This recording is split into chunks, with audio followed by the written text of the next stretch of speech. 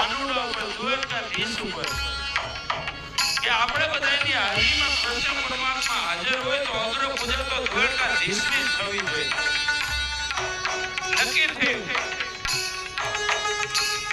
એટલે કૃષ્ણ પરમાત્માને કીધું કે પ્રભુ પધારો, હું જયેશ પાંડવ આ રાજશ્રી યજ્ઞ શરૂ કરતા પહેલા પ્રભુ તમારી પૂજા કરવા માંગુ છું.